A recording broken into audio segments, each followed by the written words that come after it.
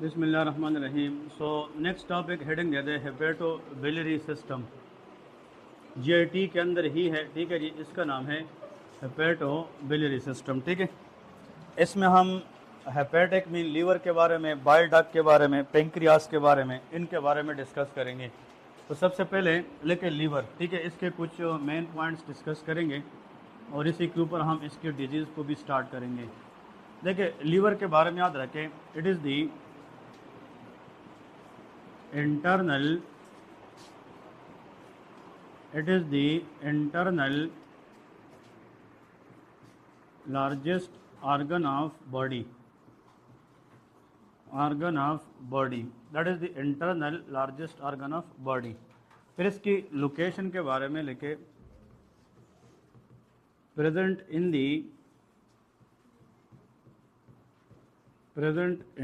right upper quadrant,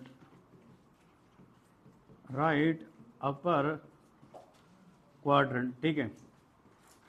इसको हम right हाइपोकोंड्रियक reason भी लिख सकते हैं। तो जो लीवर है ये राइट अपर क्वाड्रेंट या राइट हाइपोकोंड्रियक रीजन में मौजूद होता है, ठीक है।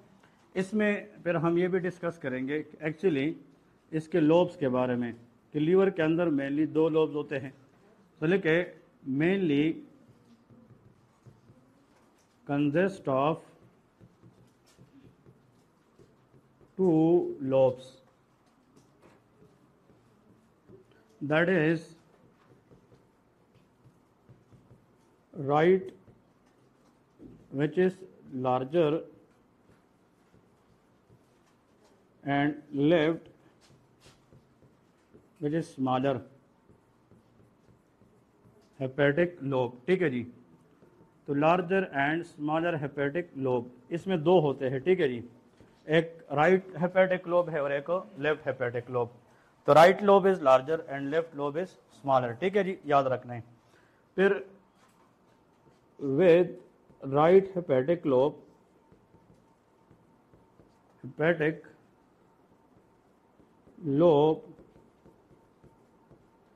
गॉल ब्लैडर इज अटैच कि राइट हेपेटिक लोब के साथ जो जुड़ा हुआ स्ट्रक्चर है that is called gall bladder, ठीक है जी। तो जब हम गॉल ब्लैडर रिमूव करते हैं तो we should take care of right hepatic lobe, do not to injure during the surgical removal, ठीक है। तो अगर मिसाल के तौर पे जैसे हम डायग्रामेटिकली एक व्यू भी देखते हैं, अगर ऐसे लीवर पड़ा है, ठीक है, तो इसके दो लोब्स होते हैं। अब ये जो लेगामेंट है ये इन दोनों लोब्स को आपस में डिफ्रेंशिएट करती है, आपस में सेपरेट करती है। इसको हम falciform ligament कहते हैं, that is called falciform ligament। So this is the ligament which mainly divide the liver into two lobe, right and left hepatic lobe। अब ये जो right hepatic lobe है that is the largest lobe और यहाँ पे left hepatic lobe this is the smallest lobe होता है, ठीक है जी। अब right hepatic lobe के साथ यहाँ पे जो structure अटैच है इसको हम gall bladder कहते हैं, that is called gall bladder।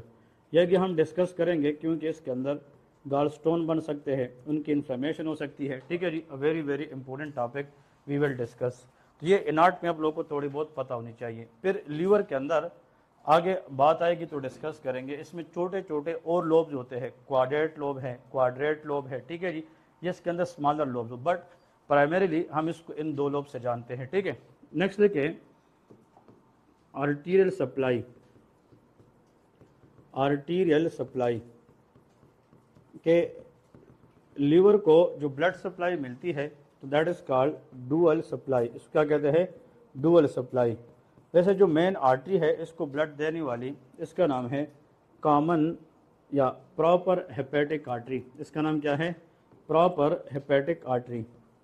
अब ये जो प्रॉपर हेपेटिक आर्टरी है it come from common hepatic artery, और जो कॉमन हेपेटिक आर्टरी है it is a branch of coeliac trunk. ये कहाँ से आती है? Coeliac trunk. और सीलियक ट्रंक एब्डोमिनल एओर्टा की ब्रांच है।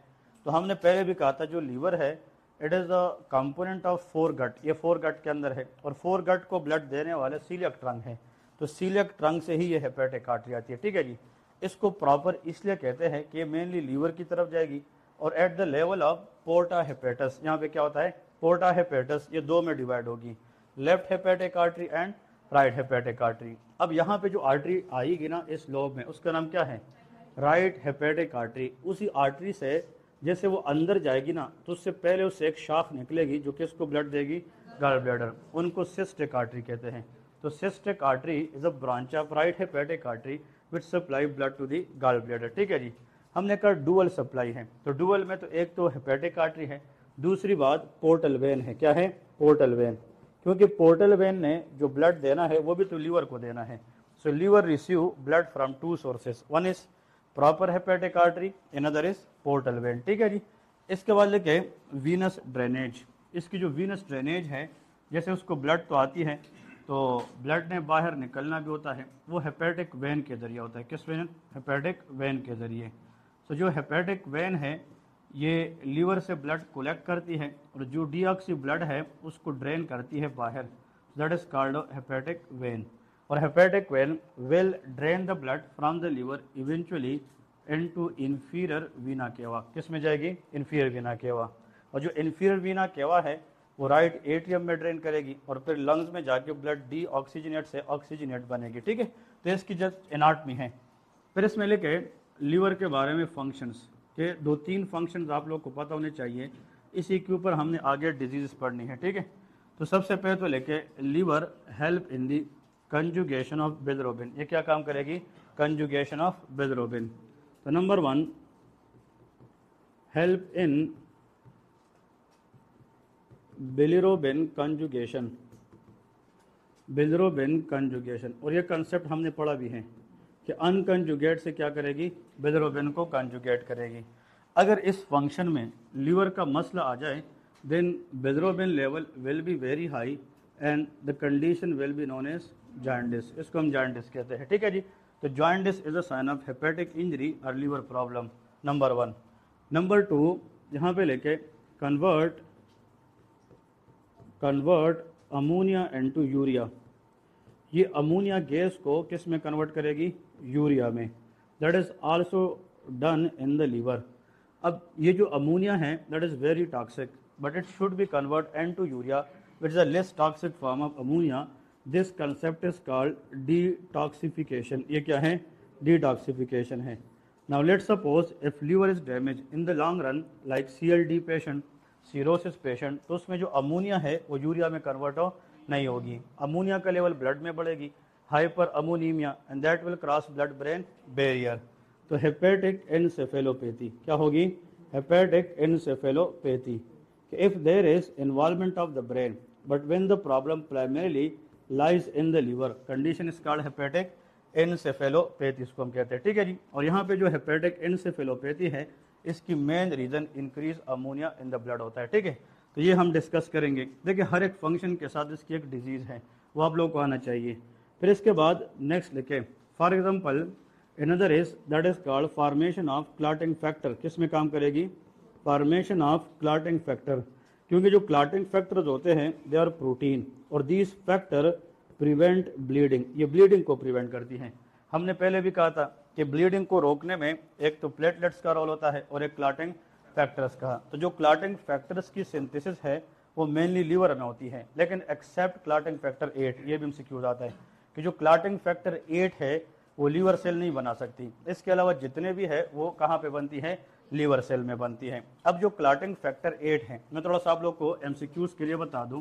यहाँ पे अगर ये ब्लड वेसल है, देखिए this is a blood vessel, blood vessel के अंदर आप लोग को पता है there are group of cell known as endothelial cells. कौन से सेल, एंडोथीलियल, नाम सुना है कि नहीं, कि every blood vessel is lined by endothelial cells and these endothelial cell they produce clotting factor 8। ये क्या बनाती है, क्लॉटिंग फैक्टर 8 बनाती है। तो all the clotting factor they almost come from the liver except clotting factor 8 which come from endothelial cells of the blood vessel. ठीक है जी। देखें आप लोगों ने एक डिजीज का नाम सुना होगा, वान वॉलीब्रेन फैक्टर डिजीज। कौन सा, वान वॉलीब्रेन। जिस पेशेंट को हीमोफीलिया होता है ना, हीमोफीलिया, उसको हम वेजोप्रेसिन देते हैं। ADH का दूसरा नाम क्या है, वेजोप्रेसिन, क्योंकि जो ADH है वो वेसल को प्रेस करता है और जब वो वेसल को प्रेस करेगा तो एंडोथीलियल सेल से क्या निकालेगा, क्लॉटिंग फैक्टर 8। और हीमोफीलिया में किसका कमी होती है, क्लॉटिंग फैक्टर 8 की। दैट इज वाई वेजोप्रेसिन और ADH analogue use in the treatment of haemophilia. ठीक है जी। तो एक कंसेप्ट है जो हम आगे डिस्कस करेंगे। अगर ये क्लॉटिंग फैक्टर खराब हो जाए तो लेके ब्लीडिंग, ये क्या करेगी, ब्लीडिंग। तो जितने भी पेशेंट होते हैं सीरोसिस के अंदर आते हैं, CLD के अंदर आते हैं, उन सब में ब्लीडिंग होती है। The reason is defective formation of clotting factor, ठीक है जी। नेक्स्ट लिखे सिंथेसिस ऑफ एल्ब्यूमिन, याद है कि नहीं कि जो एल्ब्यूमिन प्रोटीन है इनकी सिंथेसिस भी लीवर कराती है, और albumin is a very very important protein in the body. Anyone can know what is the function of albumin? Very good, maintain the oncotic pressure. Oncotic pressure maintain होगी, there will be no edema, it prevent edema. और number 2 extra point याद रखे, this albumin, यहाँ पे sorry क्या है, albumin. ये जो एल्ब्यूमिन है इतना याद रखे, it help in the carrying of certain hormone. बहुत सारे हार्मोन्स ऐसे होते हैं, बहुत सारी चीज़ें ऐसी होती हैं जिनको कैरी करने के लिए क्या चाहिए, एल्ब्यूमिन। तो albumin act as a carrier as well, ठीक है जी। लेकिन अगर लीवर खराब है, CLD या सीरोसिस पेशेंट है, तो एल्ब्यूमिन नहीं बनेगी, अनकोर्डिक प्रेशर वीक होगी, तो लेके जनाब एसाइटस, क्या होती है, ascites, that is called edema. Edema of the abdomen is called ascites, ठीक है जी। तो जो एसाइटस है इसके अंदर एडीमा होता है एब्डोमेन के अंदर, और पेशेंट को जब भी लीवर प्रॉब्लम्स होती है तो उनके पेट के अंदर एक्सेस फ्लूइड आ जाती है, जिसको हम एडीमा ऑफ द एब्डोमेन कहते हैं, ठीक है जी। तो कहने का मतलब यह है। और नेक्स्ट लिखें नंबर 5 ग्लूकोनियोजेनेसिस, ये ज़्यादातर कहाँ पे होती है, लीवर में होती है। ग्लूकोनियोजेनेसिस प्लस ग्लाइकोजिनोलाइसिस, हमने ग्लाइकोजन स्टोरेज डिजीज पढ़ा था कि नहीं, वो हेपेटोसाइट में होते हैं।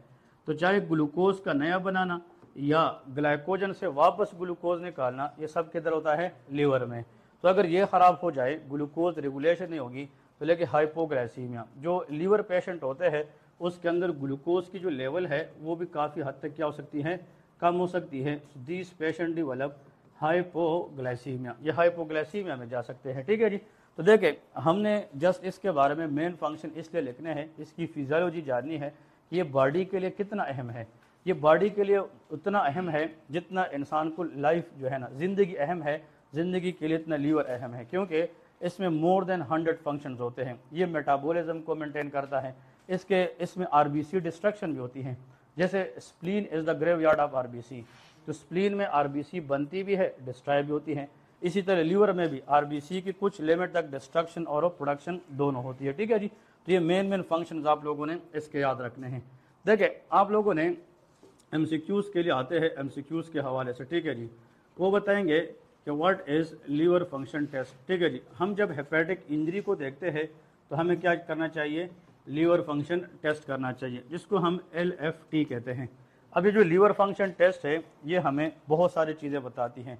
फॉर एग्जांपल लेट सपोज अगर हम लीवर फंक्शन टेस्ट करते हैं तो उसमें हम ALT चेक करते हैं, क्या चेक करेंगे, ALT। इसमें हम AST भी चेक करेंगे, ये इसके कंपोनेंट्स होते हैं, ठीक है जी। ALT एंड AST, इनको लीवर एंजाइम्स कहते हैं, they are called liver enzyme. फिर थर्ड नंबर इसमें हम बिलिरुबिन चेक करेंगे कि लीवर फंक्शन टेस्ट में what is bilirubin, bilirubin check करेंगे। और इसमें हम नेक्स्ट क्या चेक करेंगे, इसमें हम PT भी चेक करते हैं, क्या चीज़, PT, that is prothrombin time. तो प्रोथ्रम्बिन टाइम भी हमें देखना है। और इसके साथ ALP अल्कलाइन फॉस्फेटेज, ये 3 एंजाइम्स आप लोगों ने याद रखने हैं। So one is ALT, another is AST और ALP, ये तीनों जो है लीवर फंक्शन टेस्ट के हिस्से में आते हैं। फिर इसके साथ bilirubin and PT, prothrombin time. But in some lab we also can check the albumin status as well, हमने एल्ब्यूमिन ये भी देखना होता है in LFT। For example let suppose एक पेशेंट है, उसका ALT और AST इसका रेज है, that is for example elevated. EST और ALT रेज तब होता है व्हेन देयर इज इंजरी। तो लेके हेपेटो सेलुलर इंजरी, ये हमें क्या बताएगी, हेपेटो सेलुलर इंजरी, कि भाई अगर ALT और AST ये इंक्रीज है तो इससे हमें ये पता चलता है कि लीवर के अंदर कहीं पे इंजरी है। फॉर एग्जांपल हेपेटाइटिस है, हेपेटाइटिस A से लेके E तक इनके रेशो क्या हो जाती है, बढ़ जाती है।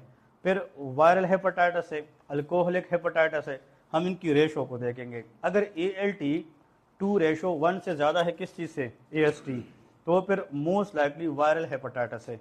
बट अगर AST का रेशो किससे ज़्यादा है, ALT, तो उसमें मोस्ट लाइकली अल्कोहलिक हेपेटाइटिस होता है।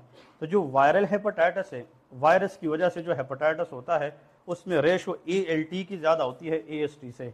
बट जो अल्कोहलिक हेपेटाइटिस है उसमें AST की रेशो ALT से ज़्यादा होती है। ठीक है जी, ये हम डिस्कस कर लेंगे। फिर इसके बाद नेक्स्ट आप लोग ये बताना चाहेंगे कि अगर फॉर एग्जांपल हम ये देखते हैं कि ALP का लेवल रेज है, किस चीज़ का, ALP अल्कलाइन फास्फेटेस, जहाँ पे लेके बिलियरी डिजीज, इसको क्या कहते हैं, बिलियरी डिजीज, कि भाई जो प्रॉब्लम है वो बाइल डक्ट के अंदर है, लीवर के अंदर नहीं है, और जो बाइल फ्लो है वो किसी वजह से बंद हो गई है। ऐसे कंसेप्ट को मेडिसिन में कोलिस्टेसिस कहते हैं। क्या कहते हैं, cholestasis. Cholestasis is a condition where common bile duct may be obstruct or inflamed that result decrease bile flow, जिसकी वजह से बाइल फ्लो क्या हो जाती है, कम हो जाती है। और अगर बिलिरुबिन सिरप ज़्यादा है उसको जॉन्डिस कहते हैं, या आइसोलेटेड हाइपर बिलिरुबिनीमिया। ठीक है जी, उसमें फिर ये देखना पड़ता है कि अनकंजुगेट है या कंजुगेट बिलिरुबिन है। ठीक है जी, आप लोग को मैंने 4 बातें बताई थी, जैसे क्रेगलर नजार सिंड्रोम है, गिलबर्ट सिंड्रोम है, इन दोनों के अंदर अनकंजुगेट बिलिरुबिन बढ़ता है। बट रोटर सिंड्रोम है और डुपिन जॉनसन तो उसमें कंजुगेट हाइपर बिलिरुबिनीमिया। ठीक है जी, तो हमें इन चीज़ों को देखते हुए आगे डिस्कस करना है कि भाई लीवर इंजरीज कौन से होती है और इसको हम किस हद तक जानेंगे और हमें पता चलेगी। अगर जो पीटी है ना, पीटी, ये हमें लीवर डिजीज के अंदर प्रोग्नोस्टिक वैल्यू बताती है। क्या बताती है, प्रोग्नोस्टिक वैल्यू बताती है। इसका मतलब ये है कि हमें ये बताती है कि लीवर कितना डैमेज है। क्लॉटिंग फैक्टर अगर ख़राब हो जाए, that shows a severe injury, तो हमें ये प्रोग्नोस्टिक वैल्यू बताती है, that is PT, prothrombin time. अगर ये प्रोलॉन्ग्ड है, इट्स मीन के ब्लीडिंग को रोकने में टाइम ज़्यादा लगता है, that is show indirectly decrease synthesis of clotting factor. Clotting factor कम बनेंगे तो प्रोथ्रम्बिन टाइम, ब्लीडिंग को रोकने वाला टाइम क्या होगा, वो ज़्यादा होगा, तो दैट शुड बी प्रोलॉन्ग। अब इतनी चीज़ें अगर आप लोग को माइंड में आ गई हैं, अभी हम इसके मेन टॉपिक की तरफ डिस्कस करेंगे जो इम्पोर्टेंट है, तो लेके हेपेटाइटिस। ठीक है जी, अभी हेपेटाइटिस से 1-2 MCQs आते हैं, सबको पता होना चाहिए। ठीक है, hepatitis very common presentation in OPD cases as well. ठीक है, हेपेटाइटिस, हेपेटाइटिस का सिंपल मतलब inflammation of liver hepatocyte, that is called inflammation of liver hepatocyte, के लीवर के अंदर जो मेन स्ट्रक्चरल सेल्स होते हैं, दे आर कॉल्ड हेपेटोसाइट, उनकी इन्फ्लेमेशन को हम हेपेटाइटिस कहते हैं। देखिए, जो लीवर है उसके अंदर जो मेन कंपोनेंट है, स्ट्रक्चरल यूनिट है, उसको लोब्यूल कहते हैं। क्या कहते हैं, लोब्यूल। उन लोब्यूल्स के अंदर छोटे छोटे सेल्स होते हैं जिनको हेपेटोसाइट्स कहते हैं। तो hepatocytes are present with in the hepatic lobule, और ये जो हेपेटोसाइट्स है उनकी इन्फ्लेमेशन को हम क्या कहते हैं, हेपेटाइटिस कहते हैं। अब हेपेटाइटिस आपके पास आता है ना, तो 2 चीज़ें याद रखें, या तो पेशेंट को हेपेटाइटिस इन्फेक्शन की वजह से हुआ है, या नॉन इन्फेक्शियस हेपेटाइटिस होता है। इन्फेक्शियस क्या है, वायरल हेपेटाइटिस है, जो सबसे कॉमन है पाकिस्तान के अंदर, सबसे कॉमन हेपेटाइटिस वायरल हेपेटाइटिस है। ठीक है जी, लेकिन नॉन इन्फेक्शियस में अल्कोहलिक हेपेटाइटिस है, नॉन इन्फेक्शियस में non alcoholic fatty liver disease के अंदर हेपेटाइटिस है, नॉन इन्फेक्शियस के अंदर ऑटो इम्यून हेपेटाइटिस है, नॉन इन्फेक्शियस के अंदर ड्रग इंड्यूस हेपेटाइटिस है। हमने अभी पढ़ा है कि आइसोनेजेड कैन कॉज हेपेटाइटिस, क्या कराता है, हेपेटाइटिस। तो आइसोनेजेड क्या इन्फेक्शन है, नहीं, तो ड्रग की वजह से hepatitis is non infectious hepatitis. Autoimmune disease की वजह से hepatitis is non infectious hepatitis. Alcohol is non infectious hepatitis, but we are talking about the most common one, that is infectious hepatitis. ठीक है जी, लेकिन इसके 2 types होते हैं। अब देखिए यहाँ पे इंपॉर्टेंट टेबल ड्रा करते हैं, थोड़ा सा आप लोग को इस टेबल से एक MCQ जरूर मिलेगा, तो इंपॉर्टेंट टेबल की तरफ जाते हैं। ठीक है जी, ये टेबल आप लोगों ने याद भी रखना है और बहुत ज़्यादा इंपॉर्टेंट भी है फॉर द एग्जाम पर्पस। सबसे पहले नंबर पे यहाँ पे लेके वेरिएबल्स, यहाँ पे लेके वेरिएबल, और यहाँ पे लेके हेपेटाइटिस ए। ठीक है जी, that is called hepatitis A, और इसके बाद लेके hepatitis E. These 2 should be compare. Hepatitis A को हमेशा जो कंपेयर करते हैं वो हेपेटाइटिस ई के साथ करते हैं। ठीक है जी, ये दोनों हमने कंपेयर करने हैं कि दोनों पे अगर क्वेश्चन आते हैं तो हम कैसे डिफ्रेंशिएट करेंगे। सबसे पहले तो आप लोग को ये पता होना चाहिए कि जो हेपेटाइटिस ए है, ये जनाब इसकी काज क्या है। तो लेकिन वेरिएबल के अंदर पहली बात, दैट इज कॉल्ड काजेस। अब हेपेटाइटिस ए जिन पेशेंट में होता है उनकी जो काज है वो भी हेपेटाइटिस ए वायरस है। क्या है, हेपेटाइटिस ए वायरस। जिनको हेपेटाइटिस ई है तो उसकी काज में हेपेटाइटिस ई वायरस है। तो HAV हेपेटाइटिस ए वायरस और HEV हेपेटाइटिस ई वायरस। ठीक है जी, ये दोनों इसके पहले काज है। पहले के फैमिली ऑफ द वायरस, इसको स्टार करें। जो पॉइंट स्टार है वो एमसीक्यूज के लिए अहम है, ठीक है जी। फैमिली, अब अगर आप लोगों से कोई ये पूछे कि जो हेपेटाइटिस ए वायरस है ये किस फैमिली से बिलोंग करता है, इसको कहते हैं पिकोरना वायरस फैमिली। कौन सा? Picorna virus. ये बहुत इंपॉर्टेंट है, that is called picorna virus family. तो पिकोरना वायरस फैमिली से हेपेटाइटिस ए बिलोंग करती है, ठीक है जी। And this hepatitis A virus is RNA virus. इसकी जो जेनेटिक्स होती है उनमें आरएनए प्रेजेंट होता है। तो कुछ वायरसेस ऐसी है जिसमें डीएनए होता है, कुछ वायरसेस में आरएनए होता है। हेपेटाइटिस ए के अंदर क्या है? RNA, it is RNA virus. But जिस फैमिली से बिलोंग करती है उसका नाम क्या है? पिकोरना वायरस है। जिस फैमिली से हेपेटाइटिस ई बिलोंग करता है उसको कहते हैं happy virus, that is called happy virus, HEPE, that is happy virus family. और ये भी आरएनए वायरस होते हैं। तो दोनों की जीनोम्स एक है, दोनों आरएनए वायरसेस है, बट दोनों की फैमिली अलग है। ये वाला पिकोरना वायरस है और ये हैप्पी वायरस फैमिली है, ठीक है जी। ये पॉइंट समझ रहे। अब इसके बाद नेक्स्ट पॉइंट है that is called very important one, that is incubation period. इसका मतलब ये है इंक्यूबेशन पीरियड, ठीक है। इंक्यूबेशन पीरियड, इंक्यूबेशन पीरियड से मुराद होता है कि जब वायरस की बॉडी में एंट्री होती है तो एंट्री से लेके साइंस एंड सिम्टम डेवलप होने तक जो टाइम लगता है उसको क्या कहते हैं? इंक्यूबेशन पीरियड कहते हैं। तो कुछ ऑर्गेनिज्म होती है जो जल्दी इन्फेक्शन कराती है, कुछ बाद में कराती है। तो जो हेपेटाइटिस ए है इनकी इंक्यूबेशन पीरियड शॉर्ट होती है। क्या होती है? शॉर्ट। और इसकी भी इंक्यूबेशन पीरियड शॉर्ट होती है। ये दोनों अगर बॉडी में आए तो दोनों इन्फेक्शन जल्दी कराते हैं, समझ रहे कि नहीं? तो दोनों की इंक्यूबेशन पीरियड जो है वो शॉर्ट होती है। देखिए इन दोनों वायरस में बहुत सारी चीज़ें एक जैसी हैं, लेकिन कुछ डिफरेंसेस है जिस पे हमें एमसीक्यूज आता है। नेक्स्ट देखिए ट्रांसमिशन, इन दोनों की जो ट्रांसमिशन रूट है उसको डिस्कस करते हैं। देखिए फीको ओरल रूट, कौन सा है? Feco oral route. इसका मतलब ये है जैसे कि कंटामिनेट फूड के साथ, कंटामिनेट वाटर के साथ हेपेटाइटिस ए के चांसेस ज़्यादा होते हैं। इसी तरह एग्जैक्टली हेपेटाइटिस ई वायरस की जो ट्रांसमिशन रूट है वो भी फीको ओरल रूट होता है, ठीक है जी। तो दोनों की स्प्रेड होने के चांसेस भी एक है, दोनों की स्प्रेड होने की चांसेस भी बिल्कुल सिमिलर होती है, ठीक है जी। अब इसके बाद लेके for example that is the clinical features. Clinical feature में हमने डिस्कस करना है, जिसको क्लिनिकल कोर्स भी कहते हैं। क्लिनिकल फीचर या क्लिनिकल कोर्स नंबर 1, इनिशियली जब हेपेटाइटिस ए वायरस इन्फेक्शन होता है तो वो एसिम्टोमेटिक होता है। वायरस तो अंदर आता है, लीवर को डैमेज करता है, बट लीवर एक लार्जेस्ट ऑर्गन है, उसको डैमेज करना और उसकी वजह से सिम्टम आने में भी टाइम लगता है। तो initially virus infection is there but still there is no symptom in the body. लेकिन अगर ये वायरस अपने आप को मल्टीप्लाई करे और बाद में सिम्टम आ जाए, पेशेंट को जाइंडिस हो जाता है। कौन सी चीज़? Jaundice. Yellowish discoloration of the eye, jaundice. Number 2 that is vomiting, patient को वोमिट हो जाती है। और आखिर में लेके that is called poor appetite, फिर पेशेंट कहता है कि उसको भूख नहीं लगती, मतलब वो खाना छोड़ देता है, ठीक है जी। तो जब लीवर डैमेज होगा फिर सबसे पहले जो आंखें है वो येलो हो जाएगी, जाइंडिस होगा, फिर पुअर एपिटाइट, वोमिटिंग, नोजिया, इस तरह के सिम्टम्स आते हैं। बट इसका बेस्ट पार्ट ये है नीचे लेके these symptoms are resolve quickly, मतलब ये जो सिम्टम्स है ये जल्दी ख़त्म हो जाते हैं। इसको सेल्फ लिमिटिंग कंडीशन कहते हैं। क्या कहते हैं?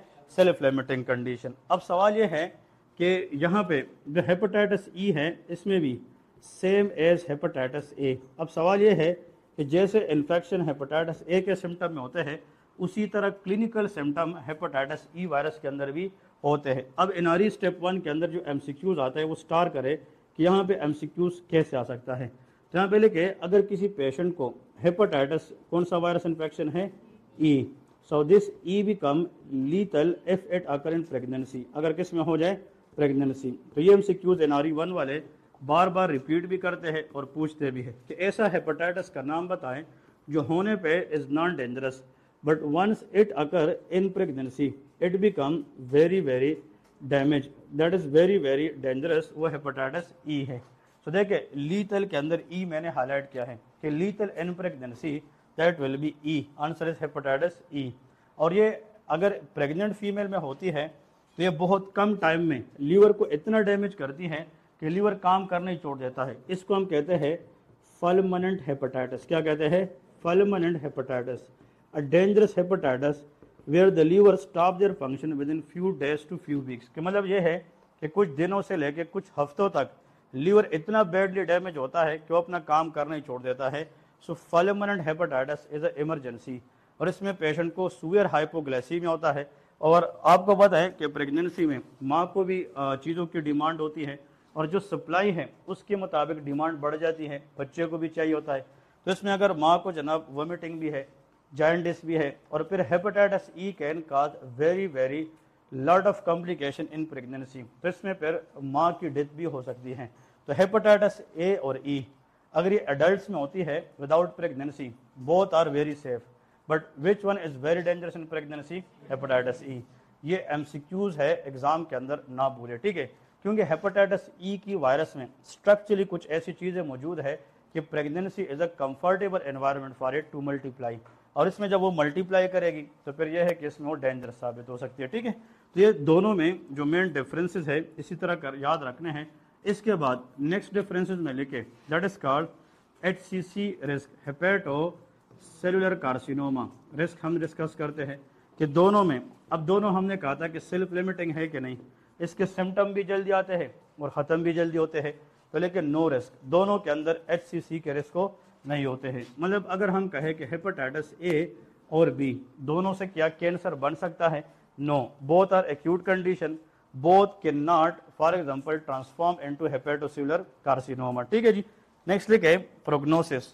प्रोग्नोसिस से मुराद होता है चांसेस ऑफ सर्वाइवल, ठीक है जी, चांसेस ऑफ सर्वाइवल। अगर ये सिम्टम जल्दी कराते हैं, जल्दी ख़त्म भी होते हैं, सेल्फ लिमिटिंग भी है, HCC भी नहीं करा सकते, तो prognosis will be good.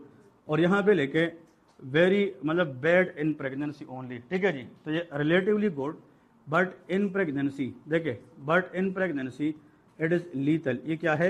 Lethal है pregnancy, but in pregnancy is bad. Normally hepatitis E अगर विदाउट प्रेगनेंसी होता है तो उसकी डेफिनेटली जो प्रोग्नोसिस है दैट इज वेरी गुड, लेकिन वंस इट अगर in pregnant female then prognosis very very poor, ठीक है। ये सवाल याद रखिए, MCQs के हवाले से बहुत ज़्यादा इंपॉर्टेंट है, ठीक है जी। तो एक आप लोगों ने ये सवाल जो है इस तरह याद रखना है कि ए और ई, देखिए लोग कहते हैं यार फलाने बंदे को यरकान है, हेपेटाइटिस है।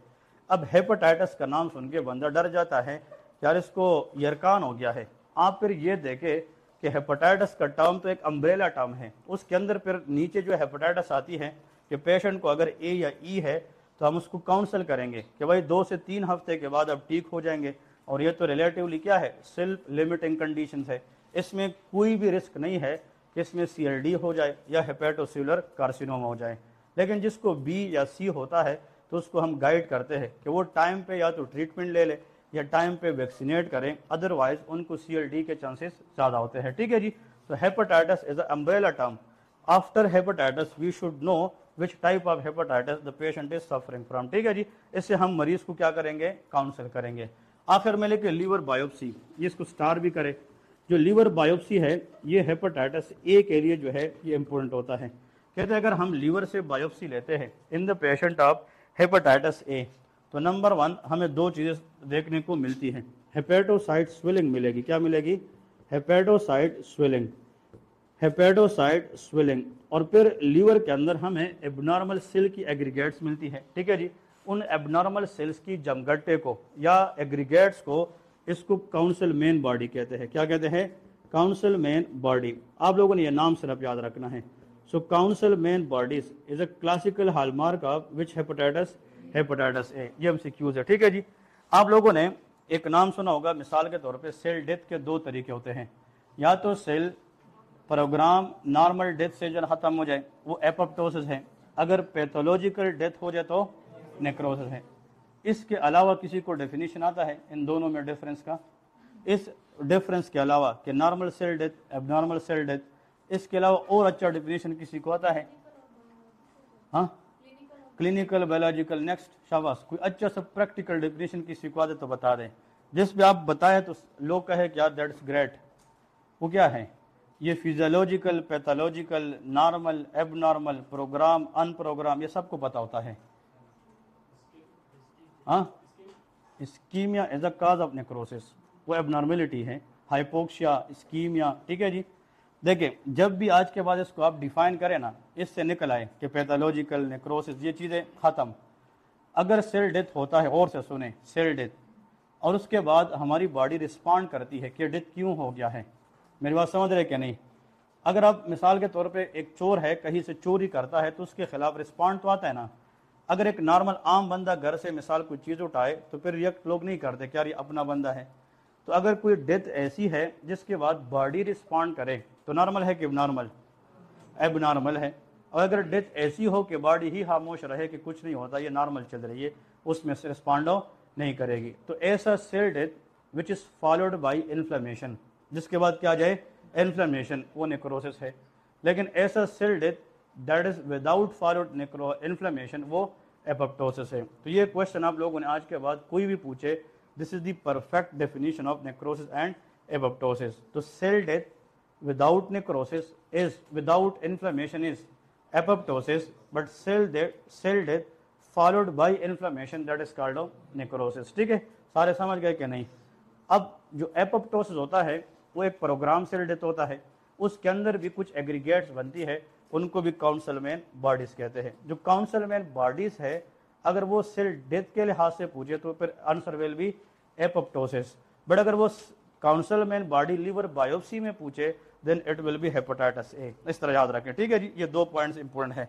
फिर इसके बाद लिखें जो हेपेटाइटिस ई है इसके अंदर लीवर में पेची नेक्रोस होता है। क्या होता है? पेची नेक्रोसिस, एबनॉर्मल सेल डेथ और स्वोलन हेपेटोसाइट। इसमें भी जो हेपेटोसाइट है ये क्या होता है? वो स्वलन होता है। इन दोनों की एलएफटी के ऊपर एएसटी और एएलटी क्या होती है? रेज होती है, और बिलिरुबिन लेवल भी रेज होता है। ठीक है जी। देखिए आखिर में आप लोग लेके नोट में, अब ये टेबल ख़त्म हो गया, दोनों में डिफरेंस आप लोग को समझ आ गई। अब यहाँ पे आखिर में नोट में लेके, नोट में एक पॉइंट आप लोगों ने याद रखना है कि both condition treated by following steps, by following steps. ठीक है जी। दोनों कंडीशन हम कुछ स्टेप्स के जरिए ट्रीट करेंगे। Number 1 advice bed rest. हम पेशेंट को बेड रेस्ट एडवाइस करेंगे फॉर 7 to 10 डेज। ठीक है जी। दोनों कंडीशन में कि ये जब बॉडी वर्क इसकी कम होगी तो आरबीसी डिस्ट्रक्शन कम होगी, हीमोलाइसिस, जॉन्डिस के चांसेस कम हो जाती है, लीवर को टाइम मिलता है। Number 2 hydration. Hydration is very important. मरीज को कहते हैं कि आप पानी इंटेक बढ़ाए, मिसाल जूसेस पिए, पानी इंटेक बढ़ाए, और इसमें जो शुगर केन है, गन्ने का जूस जो है, ये लीवर के लिए बहुत अच्छा होता है। ठीक है जी। तो मतलब हाइड्रेशन इज़ वेरी इंपॉर्टेंट। फिर इसके बाद नेक्स्ट लिखें अवॉइड मीट। पेशेंट को बताते हैं कि मीट वगैरह इन फैट्स इसको अवॉइड करें फॉर फ्यू डेज, ताकि लीवर को एक टाइम मिले कि वो अपने आप को रिकवर करे। अगर वो फैट्स का है, मीट का है, तो लीवर ने तो मेटाबोलाइज करना है, वो ऑलरेडी इंजर्ड है तो मजीद प्रॉब्लम बढ़ सकती है। तो हमें लीवर को एक टाइम देना है कि वो अपने आप को रिकवर कर सके। ठीक है जी। तो हमने अवॉइड करनी है मीट एंड फैट्स को। और आखिर में पेशेंट को मेडिकेशन देते हैं, मेडिसिन। इसमें मुख्तलिफ तरह के मेडिसिन आते हैं। अगर पेशेंट को बुखार है तो फिर एंटीपायरेटिक्स देंगे, पैरासीटामोल वगैरह। बट इसमें जो मोस्ट कॉमन यूज़ होता है वो हेपामर सिरप का नाम सुने कि नहीं? हेपामर्स देते हैं। ठीक है जी। इसमें ये डिटॉक्स भी है। और आजकल तो डॉक्टर कहते हैं अगर आपकी ज़्यादा काम है, थकावट है, थकन है, और आप मोस्ट ऑफ द हार बिजी रहते हैं, तो आप हर 2 महीने के बाद एक हेपामर पी सकते हैं।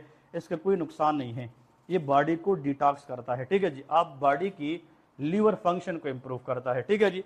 या हेपामर्स है या सिरप हेपेटिका नाम सुने कि नहीं?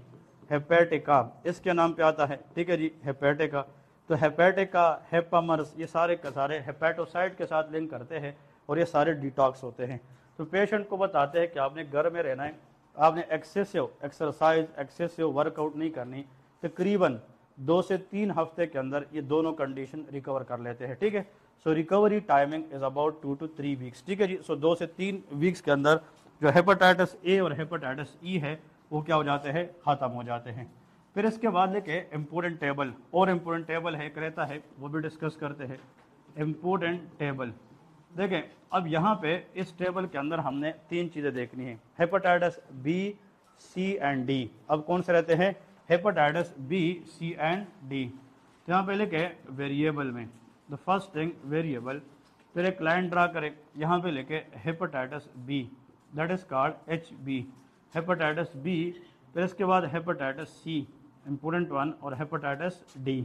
अब वैसे ये 5 किस्में होती है, हेपेटाइटिस ए से लेके कहाँ तक, ई तक, ठीक है जी। तो ए और ई तो हमने पढ़ लिया ना, लेकिन ये हमने अलग इसलिए पढ़ लिया कि वो दोनों अक्यूट हेपेटाइटिस है, क्या है, अक्यूट, और ये तीनों क्रॉनिक हेपेटाइटिस कराते हैं, ये लीवर को लॉन्ग रन में डैमेज करते हैं, तो इनको हमने अलग डिस्कस करना है। अब देखें यहाँ पे अगर हम बात करें that is called family, family की बात करते हैं, या चले वायरस लिख के पहले कि इसकी जो काजेस है उसमें वही same, that is called viruses.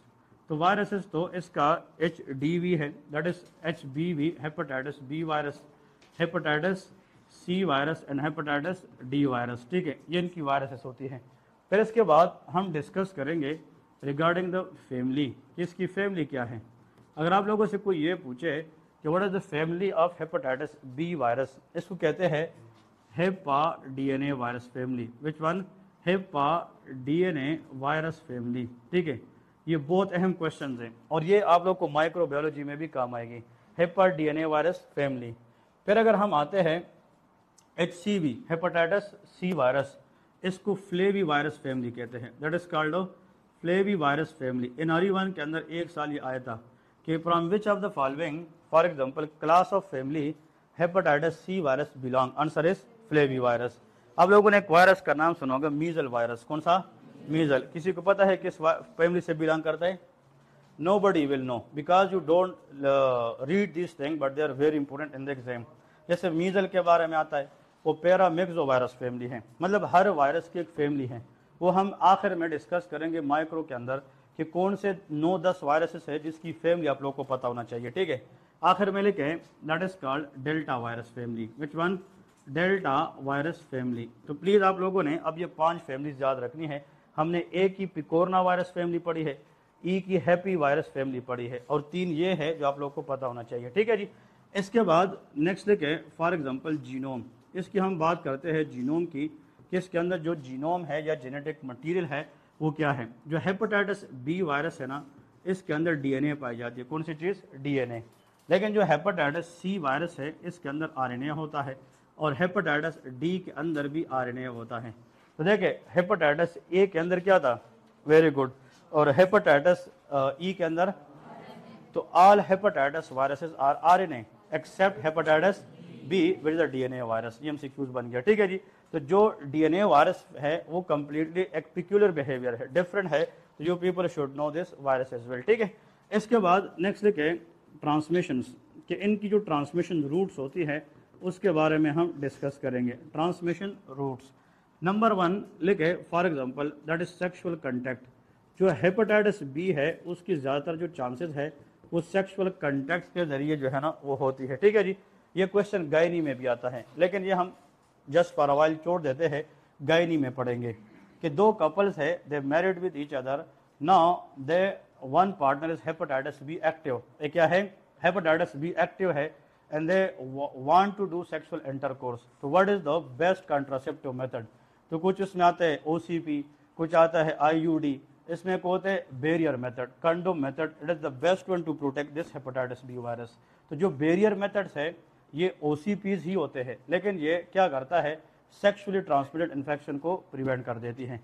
तो हेपेटाइटिस बी वायरस की 90% जो ट्रांसमिशन रूट है वो सेक्सुअल रूट होता है, ठीक है जी। इसके बाद लेके ड्यूरिंग बर्थ, जब बच्चे की पैदाइश होती है तो ये जेनेटल इन्फेक्शन करा सकती है। सो ड्यूरिंग बर्थ जो है ये माँ से बच्चे को भी आ सकती है, ठीक है जी। सो ड्यूरिंग बर्थ, तो ये भी hepatitis B virus is very important. एक चीज़ बताता चलूँ, कहते हैं कि अगर एडल्ट में हेपेटाइटिस बी वायरस हो जाए तो उसकी रिकवरी 100% पॉसिबल है, बट अगर न्यू नेट में हो जाए, अर्ली लाइफ बच्चे में हो जाए, तो उसकी प्रोग्नोसिस पुअर होती है। तो बर्थ के बाद हमें हेपेटाइटिस बी की स्क्रीनिंग करनी है उन बच्चों में जिनकी माँ हेपेटाइटिस बी वायरस से मुतासर होती है, ठीक है। इसमें लिखे दैट इज ब्लड ट्रांसफ्यूजन, किस वजह से, ब्लड ट्रांसफ्यूजन। जैसे मिसाल के तौर पे एक बंदे से हम ब्लड लेते हैं और दूसरे में लगाते हैं, तो इन्फेक्टेड ब्लड हेपेटाइटिस सी का हो तो वो ट्रांसफ़र होता है। इन्फेक्टेड मिसाल के तौर पे रेज़र है, इन्फेक्टेड मिसाल जैसे बार्बर शॉप में शेव करते हैं, रेजर्स वगैरह, ब्लेड्स वगैरह यूज़ होते हैं, इन सब के ज़रिए कौन सी चीज़ स्प्रेड होती है, हेपेटाइटिस सी। अब ए और ई याद करें, वो क्या था, फीको ओरल, वो खुराक के साथ है। मिसाल के तौर पे कोई आप ऐसी जगह से खाना खाते हैं जैसे स्ट्रीट्स वगैरह में जहाँ पे रेडियो कड़ी है, उसकी हाइजीन अच्छी नहीं है, तो आपको हेपेटाइटिस ए हो सकता है या ई हो सकता है, तो वो फीको ओरल है। क्या है? Feco oral. But any route other than feco oral is considered as parenteral transmission. कौन सी? पेरेंटल। तो जो पेरेंटल है उसमें सेक्सुअल रूट भी आता है, उसमें ब्लड ट्रांसफ्यूजन भी आता है। तो हम कहते हैं जो ये तीनों है ये पेरेंटल है और वो दोनों फीको ओरल है। लेकिन पेरेंटल के अंदर जिस रूट से ज्यादा हेपेटाइटिस बी जा सकती है वो सेक्सुअल रूट है, और जिस वजह से ज्यादा सी जा सकती है वो ब्लड ट्रांसफ्यूजन होता है। ठीक है जी, इस तरह याद रहे। इसलिए हम जब ब्लड ट्रांसफ्यूज करते हैं तो we should match the group, कि भाई रिसिपिएंट डोनर का ग्रुप एक है कि नहीं, क्रॉस मैचिंग भी चेक करते हैं। ये सारी चीज़ें बहुत ज़्यादा मैटर करती हैं। फिर इसके बाद नेक्स्ट यहाँ पे या इन्फेक्टेड नीडल है, जैसे नर्स वगैरह वो खून निकालती है पेशेंट से, तो मतलब जैसे वो ड्रा करे कि आप पता बंदा इन्फेक्टेड है, तो वो खून अगर उसके साथ टच होती है उसको भी हेपेटाइटिस सी हो सकता है। ठीक है जी। तो इन्फेक्टेड नीडल्स, हॉस्पिटल में इन्फेक्टेड नीडल्स वगैरह, इनसे भी मतलब यह है कि ये स्प्रेड होती है। हॉस्पिटल में आप लोगों ने देखा होगा कि जो पेशेंट आते हैं हेपेटाइटिस सी के साथ एपिस्टेक्सिस में, ब्लीडिंग फ्रॉम द नोज, इसकी ब्लड को स्टॉप करने या कोई भी प्रोसीजर करते हैं उसके लिए स्पेशल किट्स होती है। उसकी जो औजार है या जो सर्जिकल इंस्ट्रूमेंट है वो अलग होते हैं, वो हम आम बंदों पे यूज़ नहीं करते। ठीक है जी। फिर इसके बाद लेके सेम एज बी, मतलब इसकी जो ट्रांसमिशन है वो हेपेटाइटिस बी की तरह है जैसे उसमें हमने डिस्कस किया है। ठीक है। तो ये तीनों आप लोगों ने समझने हैं, इनकी जो ट्रांसमिशन रूट्स है they are very important one. अब इसके बाद लेके इंक्यूबेशन, कि अगर हेपेटाइटिस बी वायरस ये बॉडी के अंदर आता है तो बल ये बॉडी में कितने टाइम में सिम्टम कराता है? It has a long incubation period. इसके भी लॉन्ग है, इसकी भी लॉन्ग इंक्यूबेशन है, और ये भी लॉन्ग इंक्यूबेशन पीरियड है। ठीक है जी। तो ये तीनों क्रॉनिक कंडीशन है, ये लीवर को डैमेज करते हैं फॉर लॉन्गर टाइम। तो इन सब के अंदर क्या होता है? That is called long incubation period होता है। ठीक है। फिर इसके बाद लेके क्लिनिकल कोर्स या क्लिनिकल फीचर्स की बात हम करते हैं। क्लिनिकल कोर्स या clinical feature very important one. तो लेके अगर हेपेटाइटिस बी किस में हो जाए? एडल्ट में, तो यहाँ पे लेके रिकवरी इज गुड। इसमें जो रिकवरी है वो गुड है, मतलब पेशेंट जो है वो रिकवर कर सकता है। इनिशियली जो हेपेटाइटिस बी के लोग आते हैं ना, ये नॉन स्पेसिफिक सिम्टम बताते हैं, जैसे रैशेज ऑन द बॉडी, जैसे nausea, vomiting, fatigue, mild weight loss, ऐसे सिम्टम जो हम इग्नोर कर लेते हैं। जब इनकी जॉन्डिस बढ़ जाती है और सिम्टम भी आहिस्ता आहिस्ता बढ़ते हैं तो हम स्क्रीनिंग करते हैं तो हेपेटाइटिस बी आती है। इसलिए कहते हैं अगर आपकी जॉन्डिस है, और से सुने jaundice, and if you do 3 weeks rest, 3 week rest करने के बाद आप हेपामर्स भी लेते हैं, सब कुछ करते हैं, बट आपका जॉन्डिस सेटल डाउन नहीं हो रहा, always screen yourself for hepatitis B and C. ये करे क्योंकि ये दो ऐसे कंडीशन है ये सालों साल तक अपने आप को नहीं दिखाती, ये एसिम्टोमेटिक होती है। मरीज ऐसा समझता है कि बस मैं ठीक हूँ, मुझे क्या हो सकता है, लेकिन जब मरीज को बिल्कुल बिठा देती है, मरीज को लेटा देती है, फिर मरीज आता है स्क्रीनिंग करता है। तो इसलिए कहते हैं कि हर साल में इंसान को एक स्क्रीनिंग करनी चाहिए, क्या वो कहीं पे इन्फेक्ट तो नहीं है, क्योंकि हमारे डेली लाइफ में हर जगह पे कॉन्टैक्ट्स आते हैं, हम हॉस्पिटल में जाते हैं, ऐसी हेल्थ सेंटर में जाते हैं जहाँ पे हर तरह के लोगों के आना जाना होता है, तो इसकी स्क्रीनिंग जो है वो हर ईयर जो है वो करनी चाहिए। और लेकिन अगर न्यू नेट्स में है तो पुअर है, न्यू नेट्स में क्या है? पुअर प्रोग्नोसिस है, क्योंकि मैंने आप लोग को बताया था बच्चों की इम्यूनिटी स्ट्रांग है कि वीक है? वीक है, वो इसका सामना नहीं कर सकती, तो बच्चों के लिए वर्स प्रोग्नोसिस है, एडल्ट्स के अंदर रिकवरी गुड है।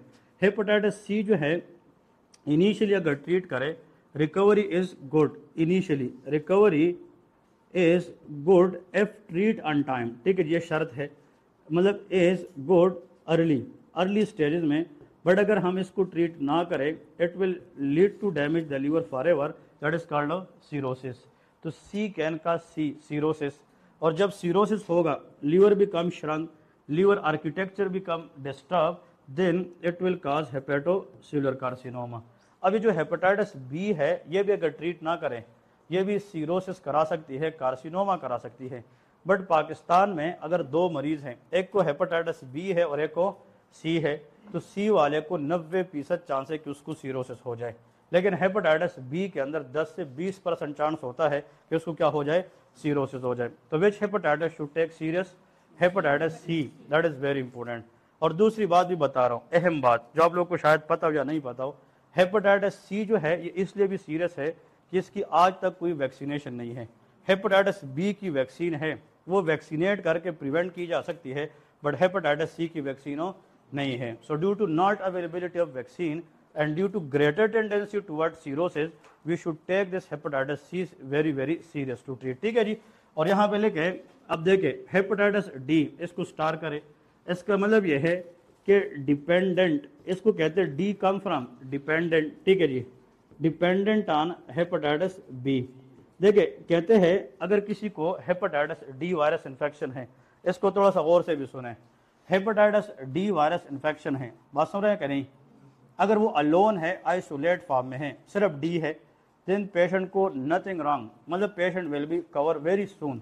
लेकिन अगर डी किसके साथ मिल जाए, बी के साथ, then the outcome is very poor. तो hepatitis B alone is also very good, hepatitis D is also very good, but if they combined that will be very poor, वो पुअर हो जाता है, क्योंकि इसको डी का मतलब ये है it is a defective virus. कौन सा virus? Defective, in the sense कि this virus has a defect, do not cause symptom alone because this is dependent on hepatitis B virus। ठीक है जी। तो अगर किसी को हेपेटाइटिस बी है तो हमें उसमें हेपेटाइटिस डी की वर्कअप भी करना चाहिए, ठीक है जी, क्योंकि D always dependent on B, ये प्लीज याद रखिए, that is very important and MCQ will always test upon this concept कि जो डी है alone is very benign, non dangerous, but if concurrent with B then it become very dangerous. ठीक है जी, ये बात समझ रहे कि नहीं। नीचे लेके आप लोग यहाँ पे हेडिंग दे दे, मैं बताता हूँ कि रिस्क ऑफ HCC, मिसाल के तौर पे risk of HCC hepatocellular carcinoma, तो देखे आप लोग तीनों को यस लिखे, क्योंकि तीनों अक्यूट है कि क्रोनिक है, क्रोनिक है, और तीनों में चांसेस हो सकते हैं, तो सब में लेके यस यस यस, ठीक है जी, तीनों के अंदर there is a high chance of hepatocellular carcinoma. ठीक है, अब देखे यहाँ पे एक पॉइंट आप लोग को बता दूं, ये वैसे NRE 2 के अंदर फिर आता है कि अगर मिसाल के तौर पे एक फीमेल है, उसको प्रिक लग जाती है, तो उसको हेपेटाइटिस बी या सी दोनों हो सकते हैं, आप उसको काउंसल कैसे करेंगे, ये हम आप लोग NRE 2 में से कहेंगे।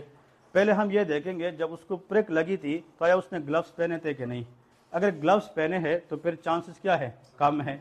दूसरी बात, अगर प्रिक लगी है तो फिर उससे ब्लीड आई है या नहीं आई है, अगर ब्लीड आई है तो फिर चांसेस ज़्यादा है। अगर प्रिक लगी है तो क्या उसकी डीपर कट है या शेलो कट है, शेलो कट में चांसेस कम होती है, डीपर में ज़्यादा होती है। फिर दूसरी बात, आया वो प्रीवियसली वैक्सीनेट है कि नहीं है, मेरी बात समझ रहे कि नहीं। तो कहने का मतलब ये सारे क्वेश्चन आप लोगों को आगे देखा है, लेकिन NRE 1 के अंदर ये चीज़ें हैं। अब सवाल ये है, अगर हेपेटाइटिस बी की वैक्सीन लगाते हैं ना, इसकी 2 डोज होती है, कितनी, 2 डोजेस। वाहिद एक कंडीशन है जहाँ पे हम डबल डोज लगाते हैं, कितना, अगर हम जैसे एक डोज अभी लगाए और एक कुछ वक्त के बाद लगाए तो उसमें हम 2 डोज लगाते हैं, वो उन पेशेंट में जो वैक्सीनेट नहीं होते और डायलिसिस के ऊपर होते, किसके ऊपर, dialysis. So the condition where hepatitis B vaccine dose become double, that is dialysis patient, किसके अंदर, डायलिसिस पेशेंट, क्योंकि उसकी किडनी जो है एक तो टॉक्सिन को एलिमिनेट नहीं कर पाती, और जो डायलाइजर मशीन होता है उसमें एक वैक्सीन जो है इफेक्टिव तरीके से ब्लड तक नहीं पहुंच सकता, तो हम डबल डोज देते, क्या देंगे, डबल डोज। मैं आप लोग को एक और पॉइंट बता रहा हूँ यहाँ से MCQs के हवाले से, अगर फॉर एग्जांपल हम ट्रीटमेंट की बात करें किस चीज़ की, हेपेटाइटिस सी, सारे बोले, थके तो नहीं होना, किस की बात करें, हेपेटाइटिस सी। अब देखें हेपेटाइटिस सी के लिए एक टेबलेट आती है ना, ये पूरे पाकिस्तान में चलती है, अगर आप लोगों ने याद किया तो क्या पता कल किसी को लेकर इसका काम बन जाए। तो मतलब आप लोग को ये छोटी छोटी चीज़ें भी आनी चाहिए कि पब्लिक हमसे इस चीज़ की डिमांड करती है। तो याद रखें जो टैबलेट है उसका नाम है टैबलेट वेक्टाना, इसको क्या कहते हैं, टैबलेट वेक्टाना, ये वेक्टाना के नाम पे आती है। ये आप लोग चाहे सर्च करेंगे गूगल से या किसी शॉप में जाए कि भाई टैबलेट वेक्टाना दे दें, ये यूज़ होता है हेपेटाइटिस सी की ट्रीटमेंट में, किसमें, हेपेटाइटिस सी। और मज़े की बात यह है सिर्फ वाहिद ये ही टैबलेट है जो हेपेटाइटिस सी को ट्रीट कर सकती है, इसके साथ मजीद हम और कुछ चीज़ें नहीं देते। अब आप लोग कहोगे ये जो वेक्टाना है ना, इसके नीचे जहाँ पे ब्रैकेट में आप देखें तो इसमें देखें दैट इज सोफोस, ये क्या है, थोड़ा सा नाम इसमें मुश्किल है बट दैट इज सोफोस, देखें BUVIR, सोफोस्बोवीर, क्या है, सोफोस्बोवीर। That is antiviral. ये क्या है? एंटी। आप लोगों को नाम सुना होगा ए साइक्लोवीर, वीर, वीर का मतलब ये है vir, antiviral. Acyclovir HSV virus infection में, याद है कि नहीं? Ganciclovir cytomegalo virus infection में। ये है सोफोसबोवीर, क्या है? Sofos. Indinavir that is for HIV virus infection. ये नाम सुने सारे के नहीं? तो दैट इज सोफोसबोवीर। प्लस इसके अंदर है, देखिए इस नाम को, दैट इज कॉल्ड वेल्टा वेल। देखिए इसमें थोड़ा सा आप लोग को ये 2-3 दफा रिपीट करेंगे, आसान हो जाएगा। That is called velpatasvir. इसका नाम क्या है? Velpatasvir. अब देखिए ये 2 नाम है, फिर से रिपीट करता हूं। सोफोसबोवीर, क्या है? Sofosbuvir and velpatasvir. These are the 2 agents which are present combinedly in this Vectana tablet। इसका मतलब जो वेक्टाना है ये क्या है? ये तो एक ब्रांड नेम है, एक कंपनी नेम है, बट उसके अंदर जो एंटीवायरल है उसका नाम सोफोसबोवीर एंड वेलपेटासवीर है। अब समझ रहे कि नहीं? अगर एनआरई स्टेप 1 में क्वेश्चन आता है which of the following combination good for hep C, hepatitis C, तो number 1 option acyclovir plus ganciclovir, इस तरह क्वेश्चन आएगा। Option B acyclovir plus velpatasvir, इस तरह। तो answer will be sofosbuvir plus velpatasvir. ठीक है जी। वो वेक्टाना नहीं पूछेंगे, वो तो ब्रांड नेम है। आप किसी डीवर्सन में जाए या शाहीन फार्मेसी में जाए और वो कहे डॉक्टर साहब ये तो शॉर्ट है, मैं आपको एक और अच्छी टेबलेट, वो नाम कोई भी हो, इसके नीचे 2 ये चीजें लेके होंगे। तो मतलब ब्रांड नेम में भी change but formula will not change. ठीक है जी। तो सोफोसबोवीर एंड वेलपेटासवीर, इसकी एक डब्बी में 28 टैबलेट्स होती है। कितनी? 28 गोलियां होती है। डेली मरीज को एक कहानी होती है, तो 28 टैबलेट कितने हफ्ते है? 4। कितने? 4। तो इसका मतलब यह है 4 वीक्स मल्टीप्लाइड बाई 3। इसका मतलब यह है कि 4 वीक्स जो है ये हम देंगे 12 वीक्स के लिए। कितने? 12। 3 डब्बियां देंगे, तो 3 डब्बियों से हमारा 3 महीने हो गए ना। 4 वीक्स का मतलब 1 महीना है कि नहीं? 28 से 30 दिन बनते हैं ना। सिंपल करते हैं, या तो 4 वीक्स 1 डब्बी, तो 3 डब्बी कितने वीक्स? 12 वीक। तो 12 वीक कितने महीने? 3। ये 3 महीने तक बंदा डेली एक खाएगा। ये हेपेटाइटिस सी का ट्रीटमेंट है। ये प्रैक्टिकल चीजें भी सीखे। ये बंदा खाएगा डेली कितने महीने तक? 3 महीने तक डेली एक टैबलेट खाएगा। फिर नेक्स्ट 3 महीने कुछ भी नहीं खाएगा। याद रखे 3 महीने। इसने मिसाल के तौर पे आज 1 जुलाई से स्टार्ट किया है, मिसाल फॉर एग्जांपल, तो जुलाई अगस्त खाएगा कि नहीं?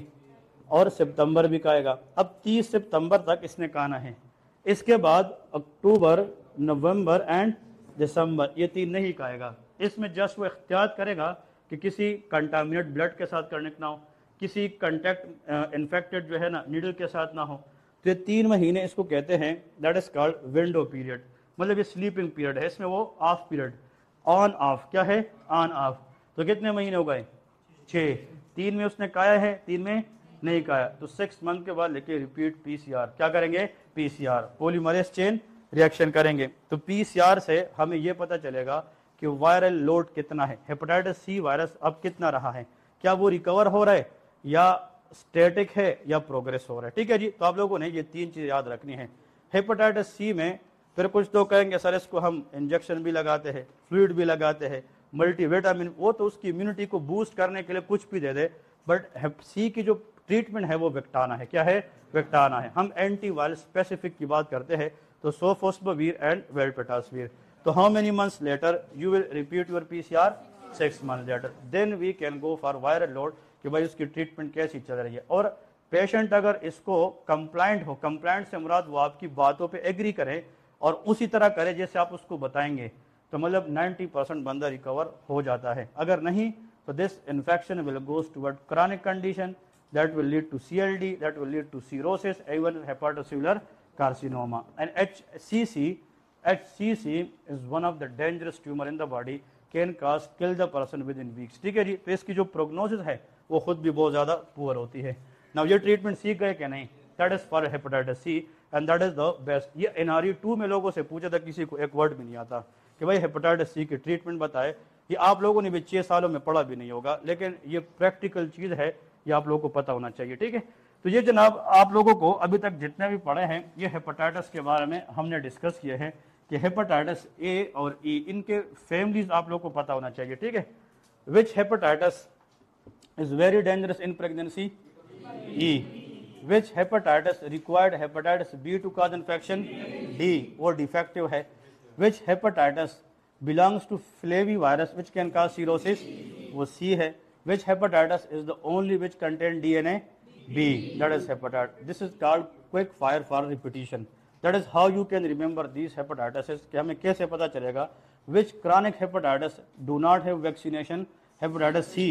And which one to prevent by vaccination? Hepatitis B virus होता है, ठीक है जी। ये इंपॉर्टेंट पॉइंट्स थे। अब लिखे हेपेटाइटिस सीरोलॉजिकल मार्कर्स, ठीक है जी, ये बहुत अहम है। हेपेटाइटिस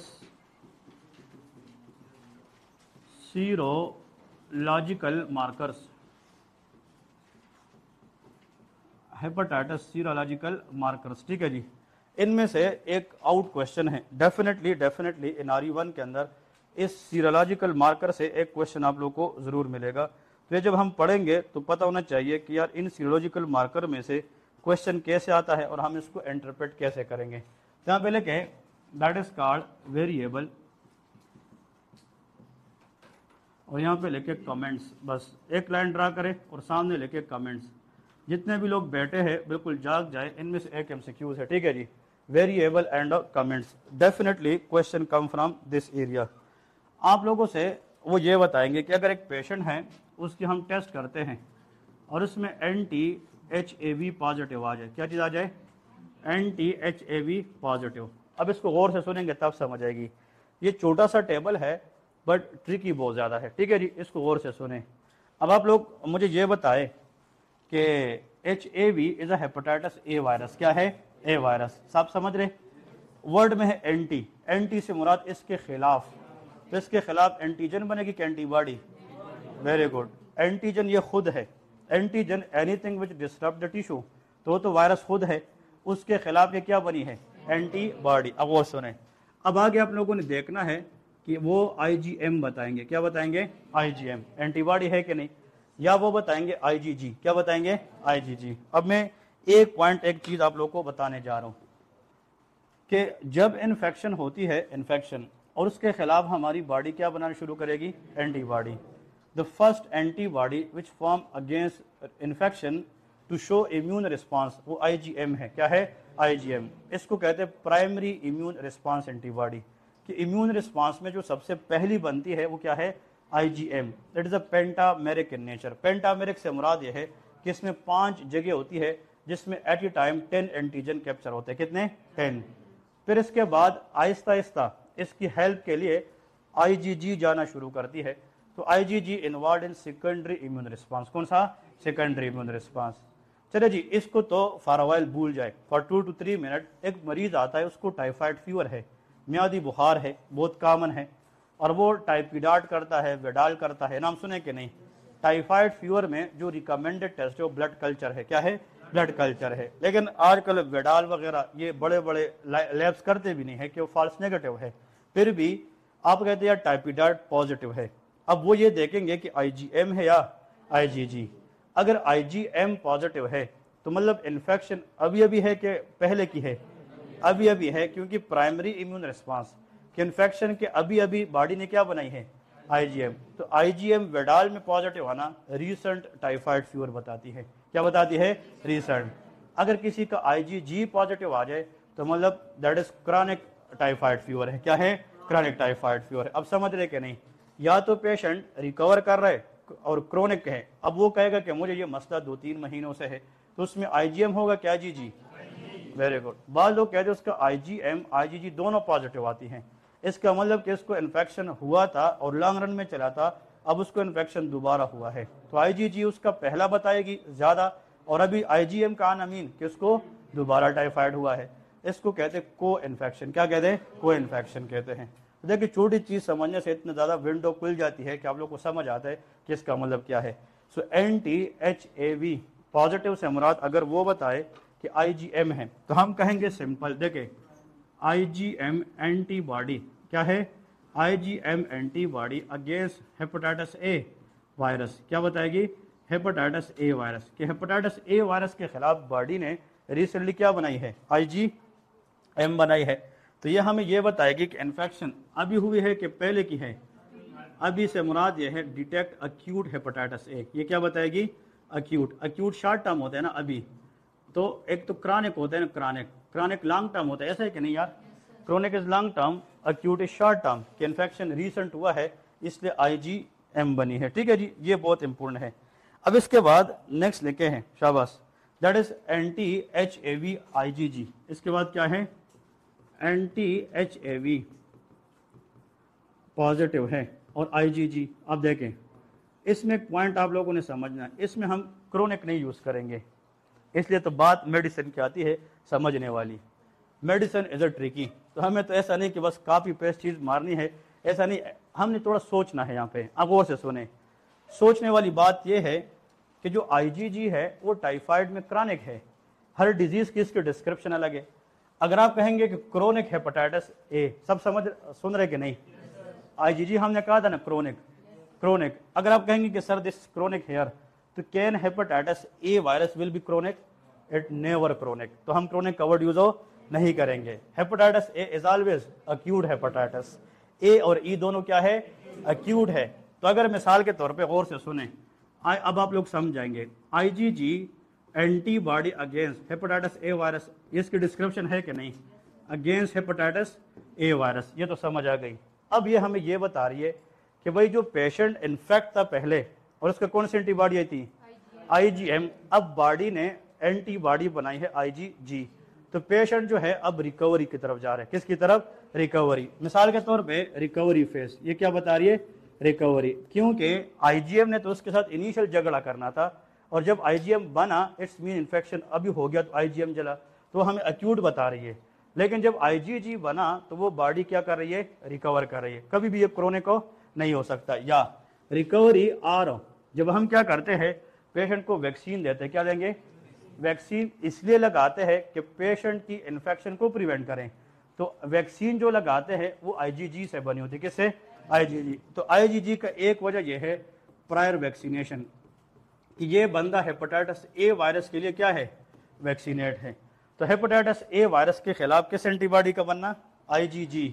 वो हमें ये बताएगी या तो पेशेंट रिकवरी फेज में है या पेशेंट पहले से क्या है? वैक्सीनेट है। लेकिन इनफैक्ट यहाँ पे अभी रिसेंटली नहीं है, रिसेंट हमें IgM बताती है। मजे की बात यह है ये दोनों प्रैक्टिकल बहुत अहम है, बट NRE1 में कभी आए नहीं है। अब NRE1 में जो आए हैं ना, वो हेपेटाइटिस बी के सरफेस मार्कर होते हैं। कौन से? Hepatitis B. अब लिखे उसको हम कैसे टैकल करेंगे। इसके बाद जितने भी है ना, जितने भी मैं 3-4 लिखूंगा ना यहाँ पे, ये सारे स्टार है, ये सारे स्टार है और इनकी अपनी जगह पे इंपॉर्टेंस है, very important. Table seem very easy but that is very tricky to understand. अब देखें क्वेश्चन आता है HBsAg, क्या आता है? HBsAg। इसको सुने पहले। HB का मतलब हेपेटाइटिस बी है, hepatitis B. HB stand for, सारे बोले very good. S mean surface और A मीन एंटी और G मीन जन, एंटीजन। क्या है? एंटीजन। तो हेपेटाइटिस बी सरफेस एंटीजन। अगर ये पॉजिटिव आ जाए तो एक्यूट हेपेटाइटिस बी वायरस है, कि hepatitis B virus antigen positive है, सरफेस एंटीजन, तो अभी इन्फेक्शन हुई है। तो लेके एक्यूट हेपेटाइटिस बी, यहाँ देखे इट शो, पहले ये भी लेके हेपेटाइटिस बी सरफेस एंटीजन के एंटीबॉडी, वेरी गुड, एंटीजन। और जब एंटीजन मौजूद है तो acute hepatitis B, acute infection क्या बताती है? अक्यूट। अब यहाँ पे आप लोग कहेंगे कि सर हेपेटाइटिस बी तो क्रोनिक है, समझ रहे कि नहीं? क्योंकि जब वो इनिशियल होता है वो क्या है? अक्यूट है, बाद में बिकम क्रोनिक बन जाता है। लेकिन हेपेटाइटिस ए अक्यूट से क्रोनिक को नहीं बन सकता, ये पॉइंट इंपॉर्टेंट है। ठीक है जी, तो ये हमें ये बताएगी हेपेटाइटिस बी सरफेस एंटीजन क्या भी रिसेंटली इन्फेक्शन हुआ है, और ये इंडिकेट करेगी recent hepatitis B virus infection. ठीक है, एक और काम करते हैं, देखें ऐसा लेके एंटी HBsAg। अब ये कौन डिफाइन कर सकता है? एंटी यहाँ पे लेके HBsAg।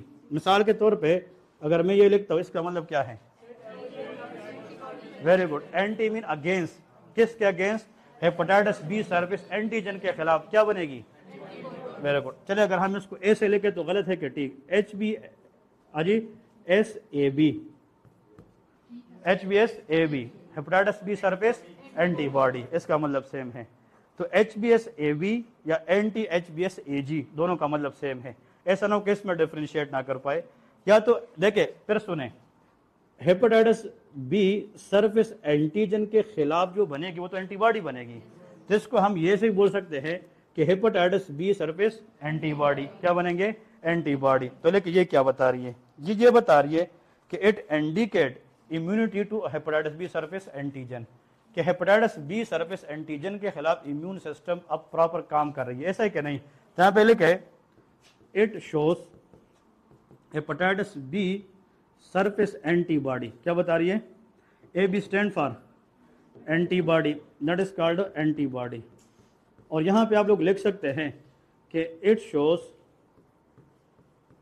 इम्यून रिस्पांस, क्या बता रही है, इम्यून रिस्पांस। यार that is a good sign कि इम्यूनिटी काम कर रही है, कि अगर इम्यून सिस्टम वीक होगा तो फिर ये पॉजिटिव नहीं आएगा, ठीक है जी। So that is immune response, ठीक है, इंपॉर्टेंट वन। या इम्यून रिस्पांस शो कर रही है तो इसके दो वजूहात हैं, या तो ये पेशेंट रिकवरी में है, किस में है, रिकवरी, क्या ठीक हो रहा है, एंटीबॉडी आ रही है, या पहले से एंटीबॉडी मौजूद है, ये हेपेटाइटिस बी के खिलाफ वैक्सीनेट हो चुका है, क्या हो चुका है, वैक्सीनेट, क्योंकि हेपेटाइटिस बी की वैक्सीन है बट सी की नहीं है।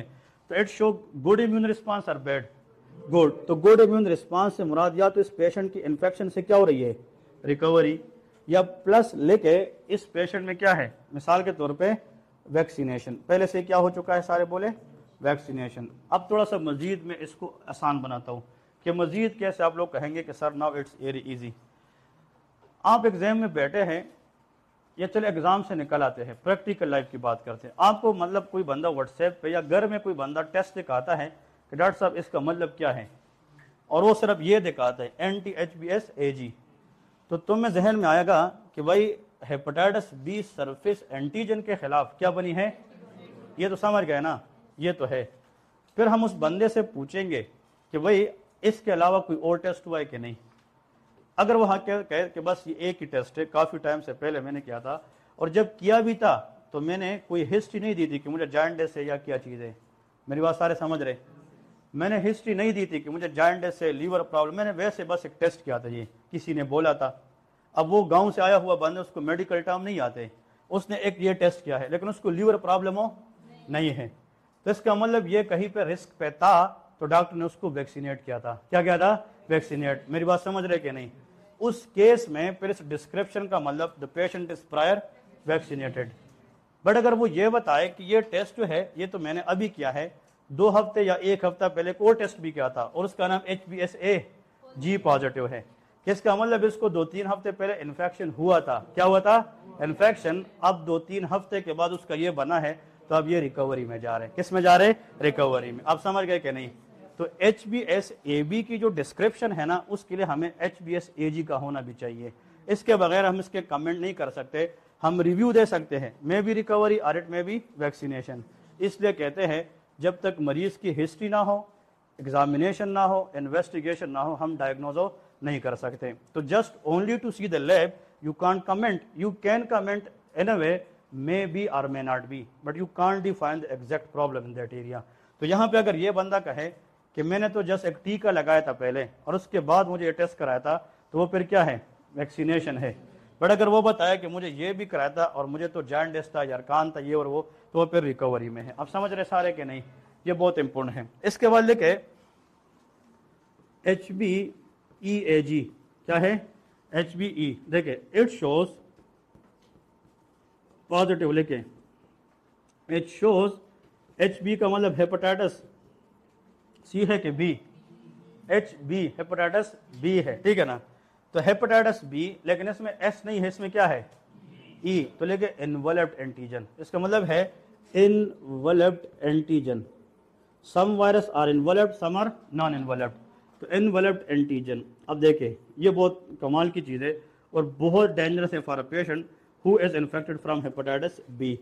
अगर किसी का, 2 चीज़ें गौर से सुने, बहुत आसान करता हूँ।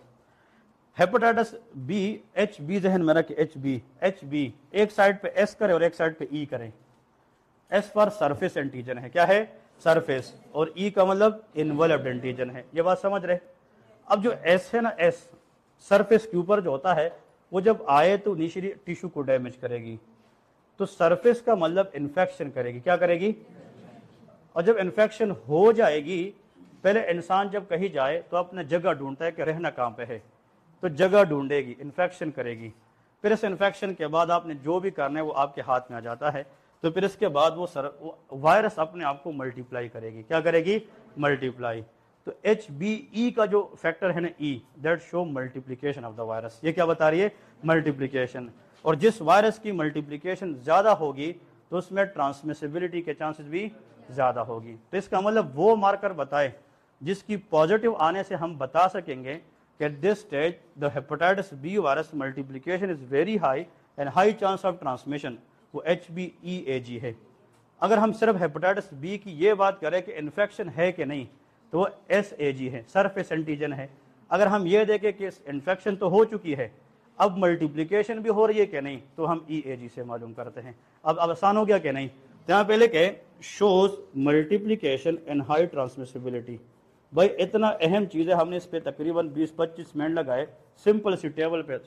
This table always will ask one question.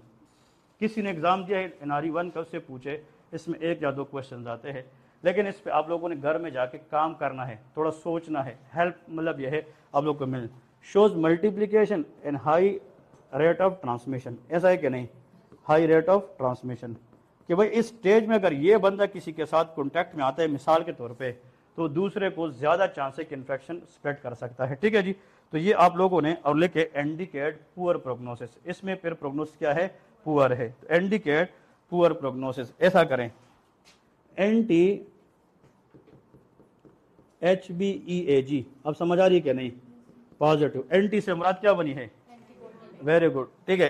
तो it show hepatitis B involved antigen की बजाय क्या लिखना है, एंटीबॉडी, सिंपल, ठीक है जी। पहले इसकी मीनिंग समझने के इसका मतलब क्या है, मीनिंग समझने के बाद ये चीज काफी हद तक आसान हो जाती है। तो यहाँ पे लिखे शोज लो मल्टीप्लीकेशन, अब ये मल्टीप्लीकेशन हो कम शो कर रही है, इसीलिए कि हमारी इम्यून सिस्टम ने इसके खिलाफ क्या बनाई है, very good, antibody, good response show क्या है, and low transmissibility, transmission rate क्या होगी, कम होगी, ट्रांसमिसिबिलिटी कि लो ट्रांसमिसिबिलिटी, एंड गुड प्रोग्नोसिस, ये क्या बताएगी हमें, गुड प्रोग्नोसिस बताएगी कि यहाँ पे जो प्रोग्नोसिस है दैट इज वेरी गुड। ठीक है, तो HBeAg और HBeAb ये दोनों जो है ये बहुत इंपॉर्टेंट है, इन बहुत इंपॉर्टेंट MCQs आते हैं इनमें से, ये आप लोगों ने मार कर याद रखनी है। एक आपसे वाइवा में या चले एक बंदा नॉलेज के लिए पूछे कि very good you done very well, hepatitis B में 3 एंटीजन होते हैं, कितने, अब ये लास्ट 2 मिनट सुने, कितने एंटीजन, 3। एक का नाम सरफेस एंटीजन है, क्या है, जो हमें एक्टिव इन्फेक्शन का बताएगी, एक्टिव। ठीक है जी, मिसाल के तौर पे ये जो एक्यूट हमने लिखा है ना, इसको आप लोग ऐसा करें तो और अच्छा होगा, एक्टिव इन्फेक्शन लेके, क्या बताएगी, एक्टिव, कि भाई एंटीजन पॉजिटिव का मतलब infection is active, infection active है, अगर इम्यून सिस्टम रिस्पॉन्ड नहीं करे ये मल्टीप्लिकेशन की तरफ जाएगी, तो हमें क्या बताएगी, एक्टिव इन्फेक्शन बताएगी। कौन सा एंटीजन सारे बोले, सरफेस एंटीजन। ई का मतलब क्या है, इन्वॉल्व्ड, वो मल्टीप्लिकेशन बताएगी, ट्रांसमिसिबिलिटी बताएगी। एक और एंटीजन होता है ना, इसको सी कहते हैं, कोर एंटीजन, कौन सा, कोर एंटीजन, बट बुक में लिखा है क्लिनिकली नॉट इंपोर्टेंट, ये क्लिनिकल इंपोर्टेंट नहीं है, जस्ट नॉलेज में याद रखे, surface antigen, involved antigen, core antigen, but core antigen has no clinical value. तो हमें क्लिनिकली जो चीज़ चाहिए वो सरफेस और ई है, तो MCQs भी इससे आते हैं, इससे आप लोगों को नहीं आएंगे, बट एक्स्ट्रा अगर नॉलेज में कोई पूछे, एक और भी है वैसे बताने पे आ जाए, तो hepatitis B C antigen, that is core antigen, क्या होता है, कोर एंटीजन। ठीक है, तो ये आप लोग इंशाल्लाह याद करें, कल फिर उसको आगे प्रोसीड करेंगे। ठीक है जी, ओके, अल्लाह हाफिज़। कल से इंशाल्लाह फिर 3 क्लास होगी। ठीक है, ओके, अल्लाह हाफिज़।